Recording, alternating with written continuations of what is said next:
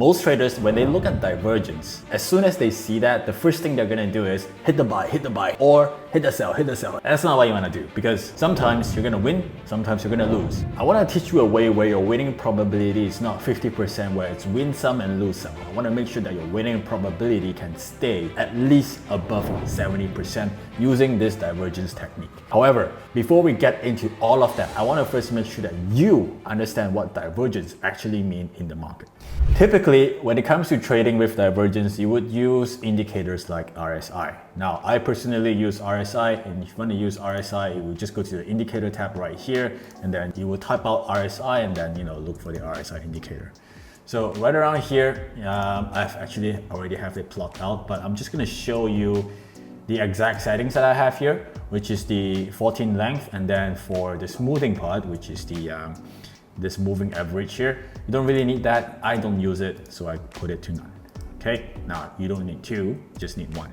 Now RSI, what it actually tells you, it's telling you the momentum of the price action, right? It's not a reversal indicator, okay? It's just telling you whether price is oversold or overbought. So if I really take your attention to this part right here, as you can see, price is going up towards the upper side. We see that the RSI indicator is following along. And at this stage right here, what it's telling you is that price is in an oversold area, okay? Momentum is showing that, it's going up very high.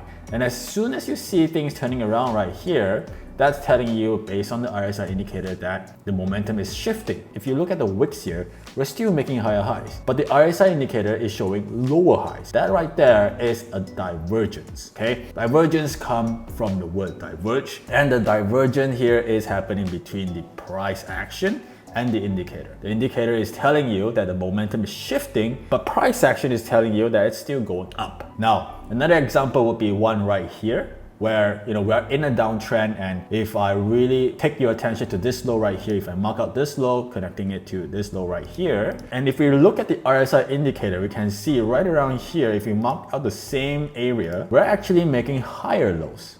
Right? Initially, we were at an oversold area based on the RSI indicator, but as price continues to go lower, the RSI indicator actually makes a higher low. That's telling you, again, there's divergence and there's potentially a chance where things are going to turn around. Now, typically what traders would do is they would get in on the buys right around here and then taking their trade to the next level. It would be either at around areas like this, depending on your strategy, or taking it all up towards the recent high. Those are all different possibilities, okay? However, I'm sure you have seen divergence play out like this all over the internet, where everyone's telling you, just do this and you're gonna make a shit ton of money. But that's not always the case. And there's different types of problems, such as this area right here. We are in a clear downtrend and we see a lower low forming right around here, and a perfect divergence forming right around there. Now, this trade right here, once again, is telling you that there's a reversal forming. Now, if you really pay attention to what could have happened, say potentially that you got it on this trade right around there, and you're trying to take price all the way towards this high right here. Look at how choppy this move is, right? No one wants to sit around and wait for price to go up and down, up and down, up and down forever and not really going anywhere to see things turning back down again. Yes, divergence worked in this particular example. The way it reaches your take profit, that all plays a big role when it comes to day trading, right? So you have seen that sometimes divergence works perfectly, sometimes it does not work at all. Sometimes it works, but it works in the worst possible way. And I want to show you what's the proper way of approaching things. So there's a 3-step process that I follow, which you want to follow as well, because it guarantees a high win rate when it comes to trading divergence. The first thing you want to make sure that you understand is when you're trading divergence, you're essentially looking for price to reverse, right? That's the whole goal of trading divergence. Say if you got in on a buy right there, okay? The next question you want to be asking yourself is, yes, there's potentially divergence happening right here. We see the RSI making potentially higher lows, and then the price action is making lower lows, right? Right, fine, you got your divergence signal, you get in on your buy right here. The next question you want to ask is, how far is the reversal going to happen? Because this right here will also be a reversal. Let's say if your take profit is right there, did this trade actually work because it went up here and then it turned around? Or would you say that this trade will only be a valid trade if it goes all the way up to your take profit, right? Those are the questions you want to ask yourself. And the answer to that is, how can I get my reversal to be a lot stronger? Which means you need other factor of confluence to add to your divergence strategy. So when it comes to reversal, the main thing that I always use when it comes to trading divergence is making sure that there is strong market context supporting this trade. Which means if I'm trying to reverse the market right around here, I want to make sure there is a clear support equals resistance zone, from the far left that's supporting the buy. That's super important. So that's making sure that before anything else, market context is there, market structure is there to support the reversal that I'm trying to do. And I'm not reversing a huge ass trend, right? Generally speaking, I'm looking at this as a potential uptrend and I'm reversing this miniature downtrend that's coming down. And that miniature downtrend, I want to see divergence happening at a clear level of this miniature downtrend. So what that means is I'm looking for something like this. I want to see this downtrend start making lower lows and making a potential higher low. This right here being a higher low than this low right here. Once I see this confirmation, it's only after that where I'm going to pull up the RSI indicator and double confirm, in this case triple confirm, making sure that there is divergence, confirming that this trade is gonna launch. So unlike most traders where their leading indicator is divergence, that's not what you want to do. That's a quick way to burn out your account, okay? Your leading indicator should always be based on market structure and price action, and the RSI divergence would come in at the very end for extra confirmation. Okay, hopefully that makes sense. Wait, so this is something most traders miss. If you're watching this, you're probably trying to fix your trading, but you don't actually know which part of your trading is broken. So I've put together a free worksheet called the 6-step trading hack. And within that worksheet contains the diagnostic that I use for my paying students to figure out what's wrong with their trading and help them get back on track ASAP. Click the link below, grab it, and use it right after watching this video. It'll make everything click that much faster. All right, so let's keep going. I want to show you an example right here on the Bitcoin chart, which provides a very clear setup. So first thing first, I'm looking at this and I see a very clear uptrend and I see a clear support equals resistance zone right around here. And the next thing I'm seeing here is a short-term little downtrend coming in, and that's the trend that I'm trying to reverse here, okay? This short-term downtrend. Where am I trying to reverse this? At this support equals resistance zone. Again, I'm only going to pull out the RSI indicator at the very last, right? So I want to see price continue to make its way down and stop making its lower low and lower high sequence, right? So far, we are making lower lows and lower highs, okay? Still making lower lows and lower highs. The second I see that there's no more lower lows and lower highs forming, that's where things are going to get interesting, okay? So if we track forward here, we are able to see potentially a reversal happening here where lower lows and lower highs are stopping to form here. This is potentially a failure of the market structure here where there's no more lower lows and lower highs forming. We can clearly see that right around here, we're starting to actually make higher lows. And once you have seen that happening at your support equals resistance zone, that's where you would pull out your RSI indicator. So if I pull out my RSI indicator right around here, and if we really mark out the lows using a trend line, this to this would be, connecting the lower lows, down trending line. And if we look at the same area and connect the lows right here, we are able to see the RSI indicator is diverging. The lows are actually going higher in this case. So this right here is the last and third confirmation that tells you that any buy that you take right here, there is a very high winning probability, okay? So for a trade like this, you would simply get in on a buy, which will look something like this. With your stop loss below the zone right here, you do not need to have a wider stop loss because you have all the confirmation in the world telling you that the buy is happening, and your take profit would be at the recent high, right? Using this technique, you have a very clear understanding of where price is gonna go because you know why price is gonna go there. That's the most important thing in trading, understanding the why.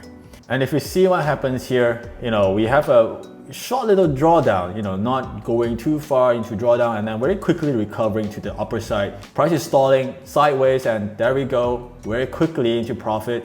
And boom, there we go, into take profit, right? A very, very quick trade resolution. It does not take long and it's a very, very simple trade, right? You have all the confirmation you need. As soon as you get in, the trade just starts to perform. That's what you want to do in trading, right? You do not want to be sitting around waiting for the trade to perform and it's not going anywhere. Now, I want to show you another example. This is a trade that one of the team at UF Trading has took and it's a very, very interesting trade.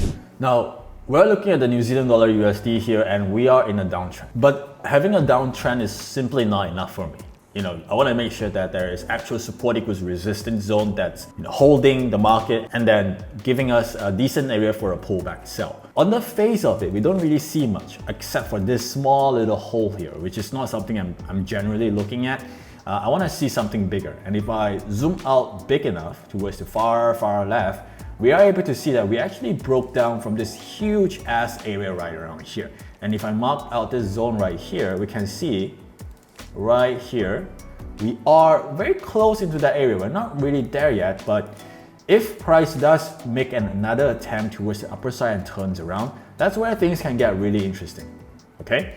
So now I have the market context down. I know the higher time frame market structure. So now the second step is, making sure that this short-term little uptrend, there is structural failure for it to make higher highs and higher lows. So as we reach this zone right here, what I'm trying to see is, do we continue to make higher highs and higher lows, right? So far, what I can see is we're making this kind of, price action.